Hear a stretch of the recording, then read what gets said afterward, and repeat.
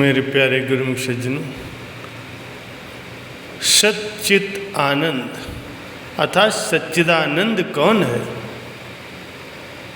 परमात्मा अर्थात परमात्मा को ही सच्चिदानंद कहा जाता है।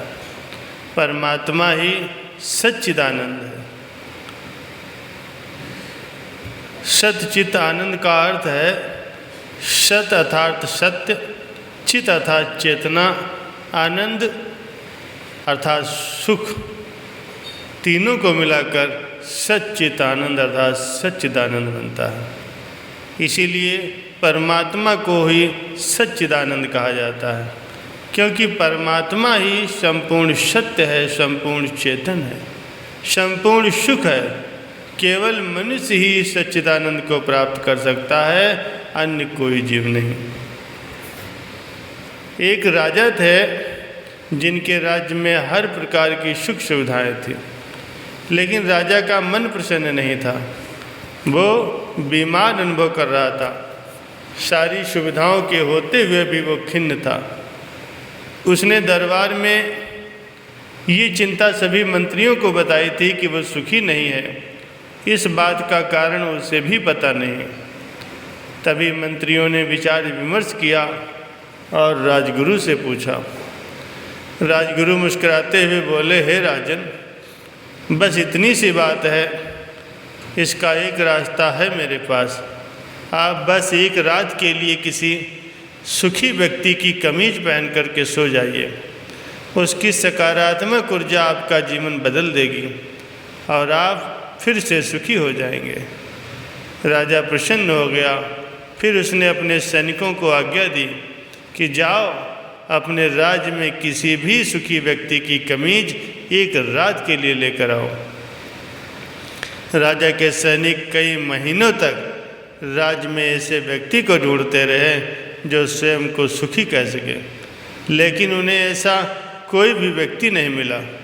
सिपाही भी थक हार कर परेशान हो गए।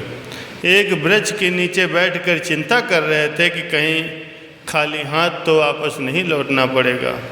अगर खाली हाथ गए तो फिर दंड मिलेगा।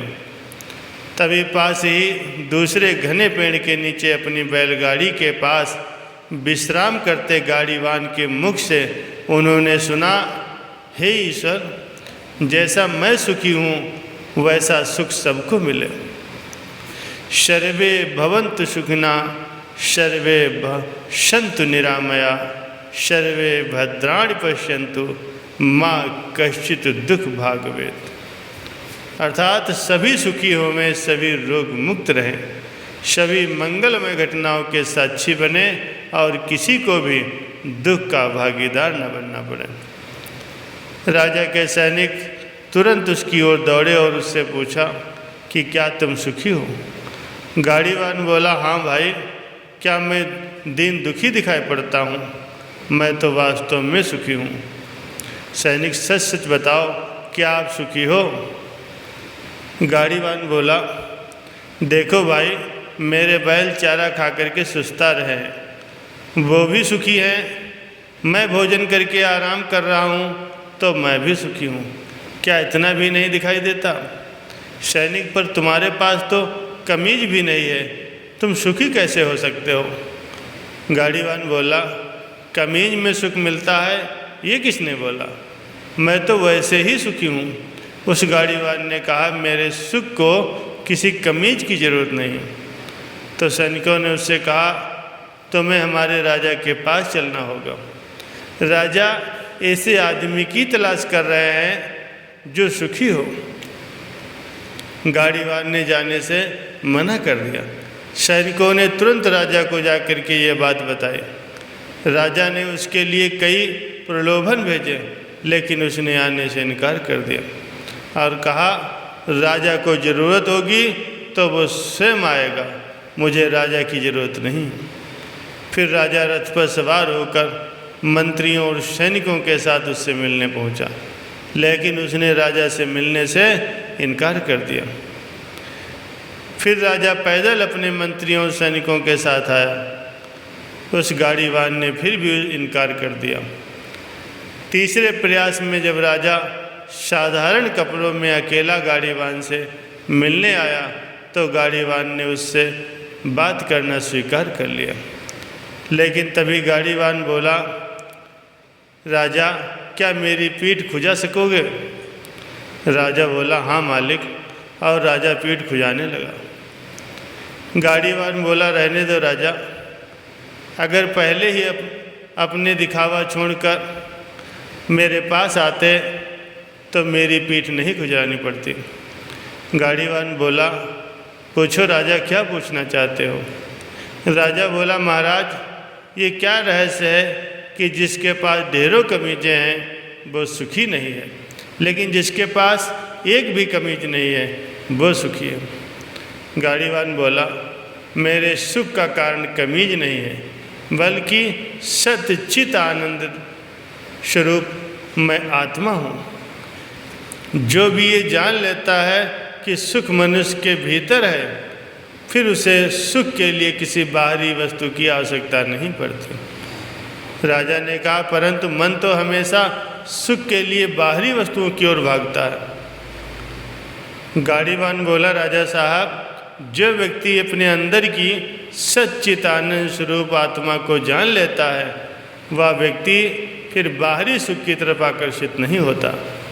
राजन, आत्मा आनंद का रूप है, आत्मा आनंद है, तो इसीलिए इसके चारों तरफ आनंद ही आनंद है। आत्मा के आनंद स्वरूप के कारण ही व्यक्ति स्वयं से हर क्षण प्रेम करता है।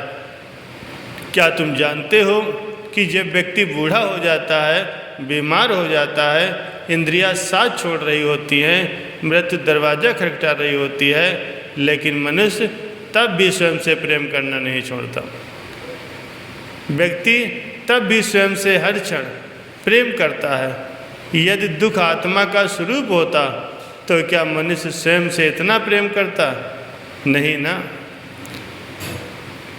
गाड़ीवाल ने कहा, राजन, तो वही क्या तुमने कभी सोचा है कि मनुष्य के अंदर आत्महत्या का विचार क्यों आता है? राजा ने कहा, नहीं मालिक, आप ही बताइए। गाड़ीवाल ने कहा, राजन, आत्महत्या का विचार क्या है?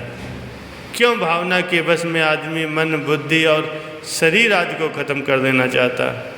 क्योंकि आत्महत्या का विचार भी आत्म प्रेम को ही व्यक्त करता है। जब व्यक्ति दुख और दुख देने वाली स्थितियों से छुटकारा नहीं प्राप्त करता तो मनुष्य अज्ञानता में आत्महत्या को ही दुखों से छुटकारा प्राप्त करने का रास्ता समझता है। इतना है मनुष्य का स्वयं के प्रति प्रेम, वो अपने अस्तित्व को भी समाप्त कर देना चाहता है। तो राजा ने कहा, तो मनुष्य बाहरी संसार की तरफ क्यों भागता है?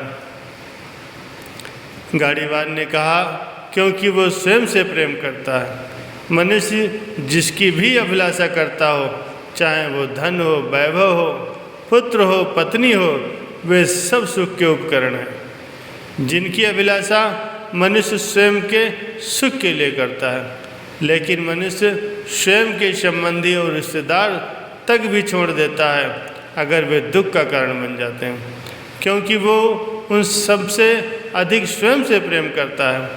यहाँ तक कि मनुष्य स्वयं से इतना प्रेम करता है कि अपने सुख के लिए किसी को भी पीछे छोड़ सकता है, स्वयं को समाप्त भी करना पसंद करता है। अर्थात एक तरफ स्वयं का सुख होता है तो दूसरी तरफ पूरा संसार होता है। स्वयं के लिए इतना प्रेम आत्मा के सुख स्वरूप होने का प्रमाण है। यदि ऐसा नहीं होता तो मनुष्य दुखों से प्रेम करता। चूँकि हम अज्ञानतावश अपने आनंद स्वरूप को नहीं जानते, इसलिए संसार के छोटे मोटे सुखों को प्राप्त करने के लिए जिंदगी भर इधर उधर भागते रहते हैं। ये बिल्कुल वैसा ही है जैसे जो सुखों का राजा है, जो सुखों का स्वामी है, वो खुद को भिखारी समझकर दूसरों के सामने सुख के लिए गिड़गिड़ाता फिरता है। यही तो अज्ञानता है। इसीलिए राजन, संबंधों का सुख और वस्तुओं का सुख स्थायी नहीं होता, लेकिन आत्मा का आनंद असीम होता है। ये अनंत है जो कभी भी खत्म नहीं होता। आत्मा का आनंद स्थायी कैसे है? राजा ने प्रश्न किया। जब भी हम किसी प्रिय व्यक्ति या प्रिय वस्तु को देखते हैं तो उससे आनंद होता है। इस आनंद को हम शास्त्र प्रिय कहते हैं, और जब हम उस व्यक्ति या वस्तु को पा लेते हैं तो वह आनंद कई गुना बढ़ जाता है, तो उसे हम मोद कहते हैं। जब हम उस वस्तु या व्यक्ति का उपयोग करते हैं तो उससे प्राप्त आनंद को हम प्रमोद कहते हैं। परंतु जैसे ही हम उस व्यक्ति या उस वस्तु से अलग हो जाते हैं तो वो आनंद भी समाप्त हो जाता है। इसलिए राजन, व्यक्तियों का आनंद, वस्तुओं का आनंद स्थायी नहीं होता, लेकिन आत्मा का आनंद स्थायी और अनंत होता है। और अंत में राजा ने वो प्रश्न किया जो अक्सर सबके मन में होता है। राजा ने कहा कि यदि मैं आत्मा हूँ और आत्म आनंद हूँ, आत्मा का आनंद स्थान, समय, जन्म, शरीर, मन, बुद्धि और बाहरी किसी वस्तु से स्वतंत्र होता है, तो वो अनंत, असीमित और पूर्ण आनंद का अनुभव मैं क्यों नहीं कर पाता? तो गाड़ीवान ने कहा, हे राजन, जब तक तुम अपनी आंखें बंद करके रखोगे तब तक अंधेरा ही दिखाई देगा। जब तक तुम शरीर, मन, बुद्धि, रस, भाव और विचारों की तरफ देखोगे तब तक आप उस अनंत सुख को अनुभव नहीं कर सकोगे। सुख और दुख दोनों एक ही हैं, जैसे रात दिन वैसे सुख दुख। दुख के लिए मन में जगह बनाओ, उसे स्वीकार करो। दुख को स्वीकार करने से वो सुख में बदल जाता है। इसमें आत्मा की गलती नहीं है, बल्कि हमारे दृष्टिकोण की है। इसलिए राजन, अगर तुम सुख चाहते हो तो आत्मा के अंदर झांको। आत्मा ही सच्चा सुख है। इसीलिए हम पूरा जीवन बाहरी सुख की तलाश में लगे रहते हैं, जबकि हम खुद ही आनंद हैं ये भूल जाते हैं, जिसका सबसे बड़ा कारण है सत्य को न जानना। तो फिर चित्त हमारा बाहरी सुख ढूंढने में लग जाएगा और हम सच्चे आनंद से अनभिज्ञ रहेंगे। जो व्यक्ति सत अर्थात इस आत्मा के आनंद के सत्य से परिचित हो जाता है, उसका चित्त भी शांत हो जाता है और अनंत आनंद को भी प्राप्त करता है। यही है सच्चिदानंद का रहस्य। बोलो श्री सद्गुरु भगवान की जय।